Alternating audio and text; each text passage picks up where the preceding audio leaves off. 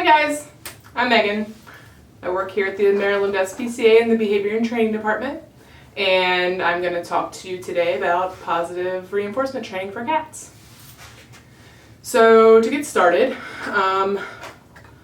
we've been doing the Jackson Galaxy Cat Positive program, which has been awesome, and I want to train you guys how to do this so we can help the cats here that are shy or non-social or not really that social, but we want to get them more social. So, clickers.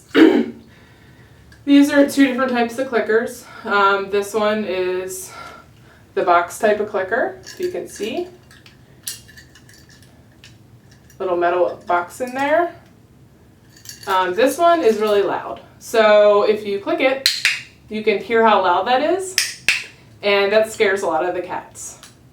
This one is the Jackson Galaxy clicker, and you can see, hopefully, that it's got a little button that sticks out. And these are also called iClicks, and you can get these on Amazon. These are a lot quieter, and the cats like them a lot more. They're not as startled. You can hear how low that is compared to this one. So box, iClick, box, iClick. So you want to use the iClick with cats. Dogs like these more, or you can use these with dogs more.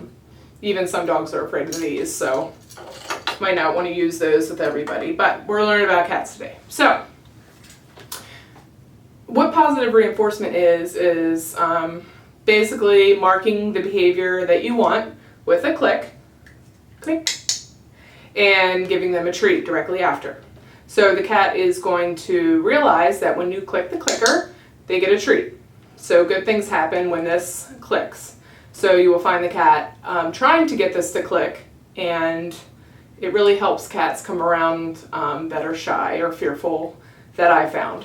So another type of clicker or target stick that we have is a click stick, and you can buy these on Amazon also, and they extend like this so you can target train. It's got a little green ball on the end.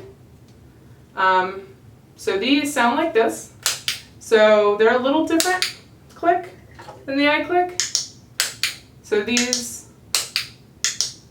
iClick. Sorry, click stick, iClick. So it's about the same, but these can be used as target training tools, and they can shorten and all that. So these are good for nose targeting and high fives and things like that. Cats normally, when they meet each other nose to nose. So it's really easy to get them to touch this, to check it out, to find out what it is. So that's usually the first thing that I work on with cats when I'm doing training with them. Now, other tools that we use are syringes, and I was wondering why we would use syringes, but these are really good to put baby food in, wet food in, things like that, and when you click and give them the treat, you just squirt a little on the floor, or they'll eat directly from this syringe, and I find it's a good way to deliver treats. This also can be useful for cats that are sick and in isolation and that are getting meds. Since meds are not the most fun thing in the world for them, they can develop behavioral problems with that, and exam staff sometimes have a hard time giving them meds. So if we do training with them and use this, we can associate this with something good like food. So with that said, well, let me show you the rest of the supplies first, and then we'll go into treats. So some cats like the syringe, and some cats like the spoon, which it's just a wooden spoon that you can use. They probably prefer not metal because if they hit their tooth on it or something, it could cause an aversion to that. So we use wooden spoons, and we just put the food right on the end, And when they do the behavior you want, you just click and offer them the spoon. They get 1 or 2 licks, and then you take it away. So that's a good tool also if you want to try that. And some cats like if you roll it on the ground. They want to chase their food, so if they like heart treats, you can always roll it to them, and they enjoy that sometimes more than getting it from a syringe or a spoon.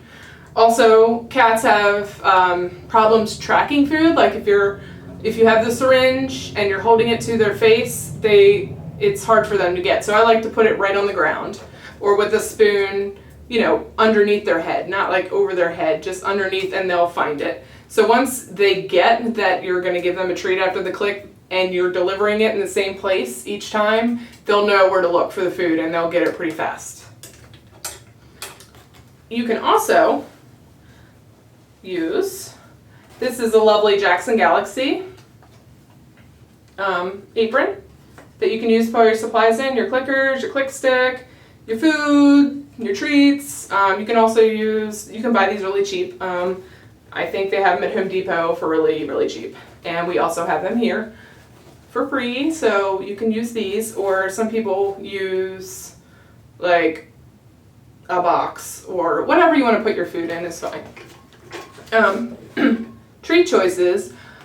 We don't have any right now, but I have found that cats really like baby food and they like the chicken the most, I found. Turkey is probably a second favorite.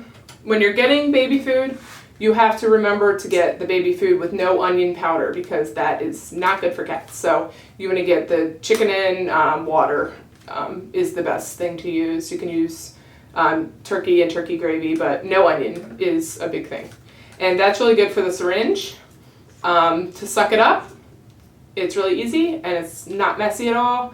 It's easier sometimes if you water down the baby food to put it in here because it's hard to suck it all up when it's getting low. So if you put some water in it, it's easier to get in here.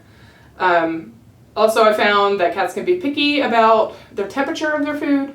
So after you use some of the baby food and put it in the fridge for the next day, I would suggest that you maybe put it in the microwave for, you know, about 10 seconds in like a food cup or something. Make sure you stir it really well because, as you know, microwaves, it can be cold in some places and warm in other places. So you want to stir it up to make sure that it's the correct temperature and not too hot. So just test it out with your finger before you give it to your cats. Other treats. If they don't take the baby food, which sometimes happens, dry foods such as Temptations work, and Friskies Party Mix.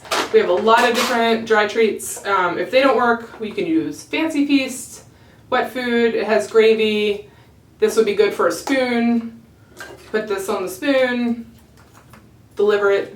Not so good for the syringe because it really won't suck up into that little hole, so that's not, you don't want to use the syringe for that kind of food. You can also use the food without chunks. This looks like it has chunks also, but the wet foods that you can try without chunks are going to be hard to suck up in here, so you can either use a spoon or you can put some water and mix it up, and then it'll make it easier to suck up in here. Other foods that I don't have here are canned chicken, canned tuna. You can usually deliver that right on the ground or use a spoon, a wooden spoon, and that's that. So those are the training tools that you need to train cats. And in the next video, I'm going to talk about the cat that I'm going to train today.